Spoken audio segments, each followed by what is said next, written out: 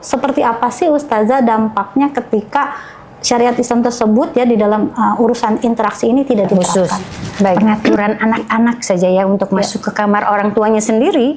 Nah itu Islam sangat rinci mengaturnya dan itu jelas sekali gitu dalam Al-Qur'annya adanya keharusan anak untuk minta izin masuk ke kamar orang tuanya di 3 waktu. Tapi kan kalau di dalam kehidupan sekuler hari ini justru pakaian muslimah itu dipandang sebagai pengekangan. Ya.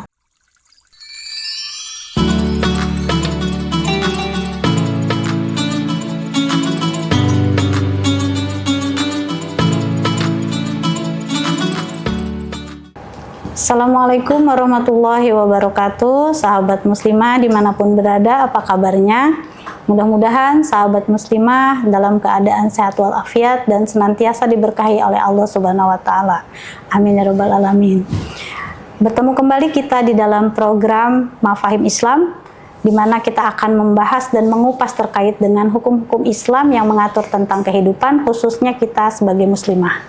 Bersama kita telah hadir Ustazah Ratu Erma yang akan memaparkan dan juga menjelaskan bagaimana Islam mengatur tentang kehidupan manusia. Sebelumnya, mari kita sapa dulu beliau. Assalamualaikum warahmatullahi wabarakatuh, Ustazah. Waalaikumsalam warahmatullahi wabarakatuh. Bagaimana kabarnya Ustazah? Alhamdulillah, biiznillah khair. Alhamdulillah. Mudah-mudahan Ustazah dan juga sahabat muslimah dimanapun berada dalam keadaan sehat walafiat selalu dan diberkahi oleh Allah. Amin ya Rabbal 'Alamin. Ustazah, sebelumnya kita sudah membahas tentang interaksi ya Ustazah ya, bagaimana Islam itu mengatur interaksi antar manusia gitu ya, baik dia itu laki-laki atau perempuan, yang defaultnya itu adalah terpisah, yang kemudian tapi bukan berarti tidak ada interaksi ya, tetapi interaksi yang terjadi itu adalah interaksi-interaksi yang memang diperbolehkan oleh syara, seperti itu ya Ustazah ya. Namun kita lihat saat ini ya Ustazah ya, bagaimana kehidupan di dalam sistem yang ada sekarang gitu ya, itu sepertinya sangat jauh gitu Ustazah dengan penerapan syariat Islam sebagaimana yang telah dijelaskan terkait dengan interaksi tadi gitu ya. Lalu seperti apa sih Ustazah dampaknya ketika syariat Islam tersebut ya di dalam urusan interaksi ini tidak diterapkan? Baik, bismillah sahabat muslimah rahimakumullah. Faktanya itu sangat nyata ya dalam kehidupan keseharian kita. Bahkan untuk kehidupan private di dalam rumah saja, Allah itu mengatur dengan sangat detail. Mulai dari masuk saja ya ke kehidupan privat seseorang, itu ada tata caranya. Itu ketika Allah berfirman, la tadkhulu buyutan ghayra buyutikum. Jangan kalian masuk ke rumah yang bukan rumah kalian. Hatta tasta'nisu wa tusallimu ala ahliha. Sampai kemudian kalian minta izin dan diberikan izin ya, dan kemudian kalian mengucapkan salam ya, terhadap penghuninya. Nah, itu kan kita pahami ya. Di situ tuh ada perempuan yang hidup di dalam kehidupan khusus itu, dan perempuan itu diperkenankan untuk memperlihatkan sebagian tubuh ya, yang tentu itu berbeda ketika dia di luar rumah. Ada hal-hal yang tidak boleh dilihat oleh orang lain, oleh orang asing yang tidak hidup dalam satu rumah. Nah, jangan sampai kemudian begitu tidak ada izin nyelonong masuk, itu dia melihat keharuman itu, begitu. Nah, kalau sekarang kan ketika hukum itu tidak dijalankan, bahkan jangan pakai izin, diundang masuk gitu loh orang-orang asing itu, entah itu hubungannya pacar atau kemudian kumpul kebo dan lain-lain. Apa yang terjadi di situ gitu? Itu ya. Nah, dan hal lain nih ya, aturan dalam kehidupan khusus, pengaturan anak-anak saja ya untuk masuk ke kamar orang tuanya sendiri. Nah, itu Islam sangat rinci mengaturnya dan itu jelas sekali gitu dalam Al-Qur'annya adanya keharusan anak untuk minta izin masuk ke kamar orang tuanya di 3 waktu ya, yaitu ketika di sholat qabla sholatil fajri, sebelum sholat subuh ya, karena kan orang tuanya sudah tidur nih. Nah, barangkali ada hal-hal yang tidak boleh dilihat gitu ya. Nah, yang kedua itu adalah ketika sholat zuhur dan waktu mimba di sholatil isya, setelah sholat isya. Nah, itu hikmahnya kan agar jangan sampai anak-anak ini melihat hal-hal yang tidak sepatutnya pada usia mereka. supaya tidak berdampak gitu. Ya, coba bayangkan dengan fakta hari ini, ya. Betul. Tidak melihat langsung aja gitu ya perbuatan itu. Sekarang anak-anak tuh dengan mudahnya melalui dari media sosial, perangkat media itu hal-hal yang diharamkan untuk dilihat oleh yaitu aktivitas orang dewasa. Terus apa sekarang yang kita dapatkan dari itu? Anak-anak kecil tuh SD itu sudah memperkosa adik kelasnya. Betul. Dari mana itu ya? Karena mereka melihat realita itu. Karena syariat Islam tadi yang mengatur interaksi laki perempuan itu tidak ditegakkan dalam kehidupan private gitu. Nah, begitulah ya beberapa dampaknya. Dan ketika kemudian juga tidak diterapkan hukum pemisahan tempat tidur, kamar laki-laki dan perempuan, apa coba yang terjadi? Incest. Sekarang kakak kandung, adik kandung. Bahkan mereka sampai membuat seperti kelompok gitu ya Ustazah ya di dalam media sosial sekarang gitu. Ini ya, Masya Allah. Bahkan ada ayah kandung saja memperkosa anak gadisnya karena tersingkap auratnya. Gitu ya. Masya Allah lah, itu dampak yang dirasakan. Dan tentu ini secara fitrah dan akal kita kan tidak mungkin menerima kejahatan itu. Kalaupun sekarang ada yang mencoba menormalisasi, bagi kita umat Islam itu tidak dibenarkan. Baik Ustazah, ternyata saat ini tuh tidak pun menerapkan di dalam kehidupan khususnya gitu ya, tapi dengan mudah bisa melihat, mengakses tadi ya di media sosial ataupun di gadget gitu ya, tayangan-tayangan gitu yang tidak seharusnya dipertontonkan bagi anak-anak seperti itu ya Ustazah ya. Nah jadi itu kan berarti bukan hanya kemudian bicara soal fikih ini tidak boleh, itu tidak boleh. Betul.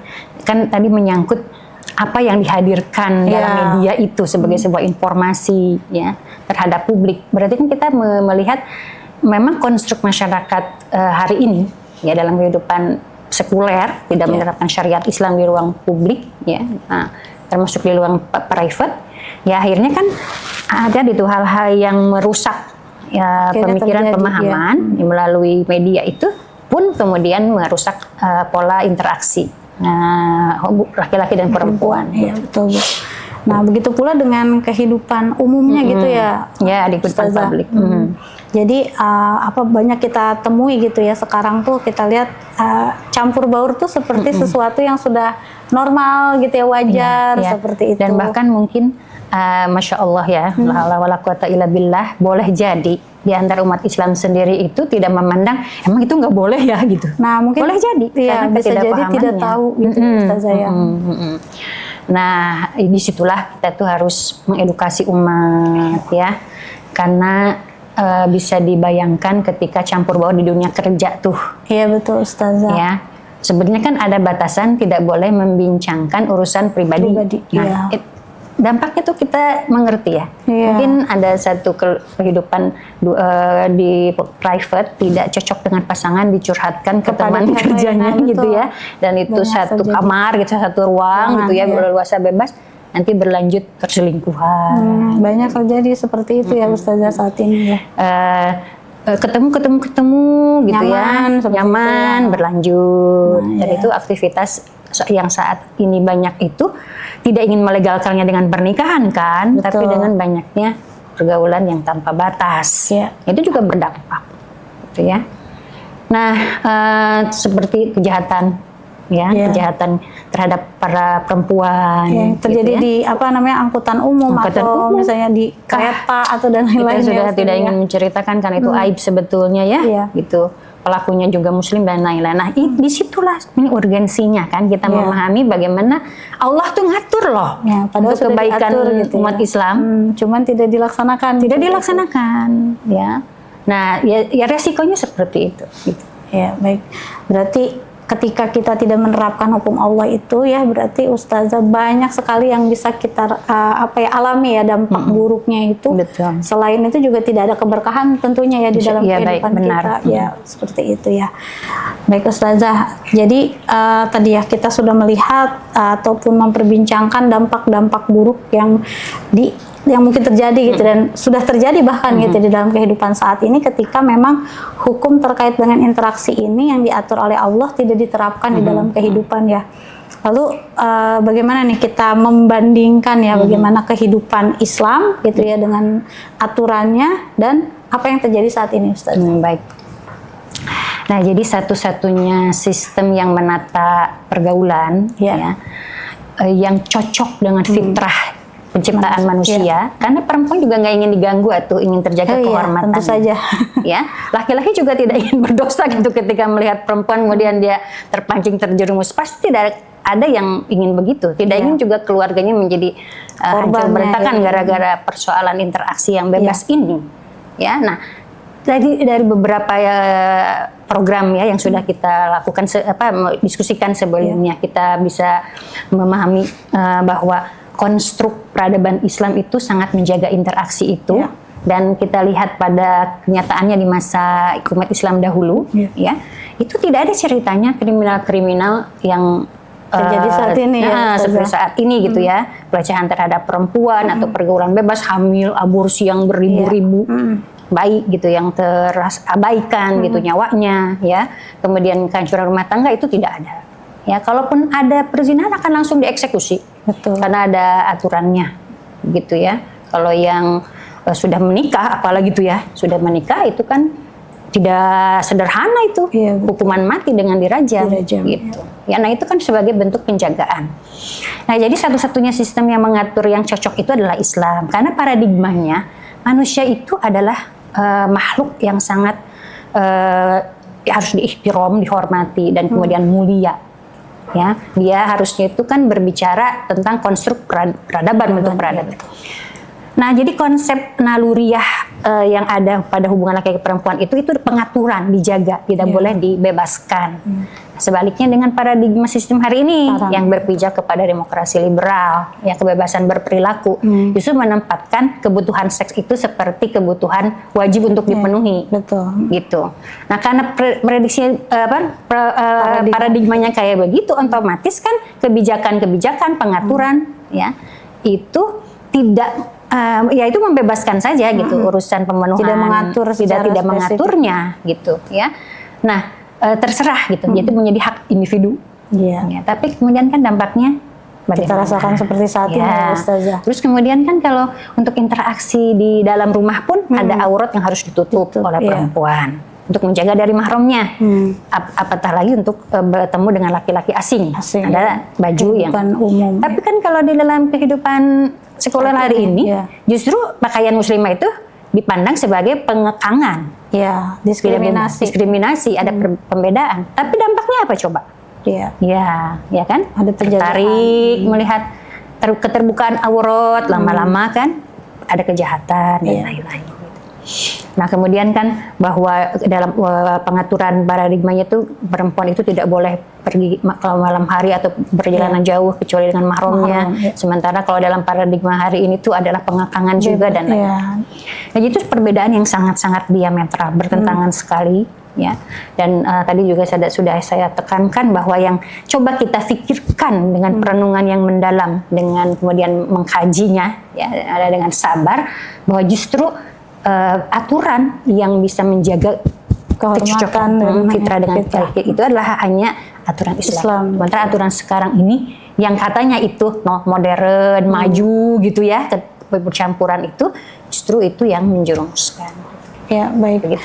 Terima kasih Ustazah atas penjelasannya. Baik, sahabat muslimah, itu tadi ya pemaparan dari Ustazah terkait dengan bagaimana sih komparasi ya antara bagaimana Islam mengatur tentang pola interaksi tadi ya, baik di dalam kehidupan khusus maupun dalam kehidupan umum, dan fakta yang terjadi saat ini di mana Islam tidak diterapkan. Begitu banyak dampak-dampak buruk yang pastinya sudah kita lihat sendiri gitu ya dengan mata kepala kita. Itu memberikan bukan hanya keburukan tapi juga ketidakberkahan di dalam kehidupan kita. Nah, sahabat muslimah, jangan lupa untuk selalu menyaksikan dan mengikuti program Mafahim Islam ini ya, dan sampai ketemu di episode-episode berikutnya dengan tema-tema yang berbeda. Wabillahi taufiq wal hidayah. Wassalamualaikum warahmatullahi wabarakatuh. Waalaikumsalam warahmatullahi wabarakatuh.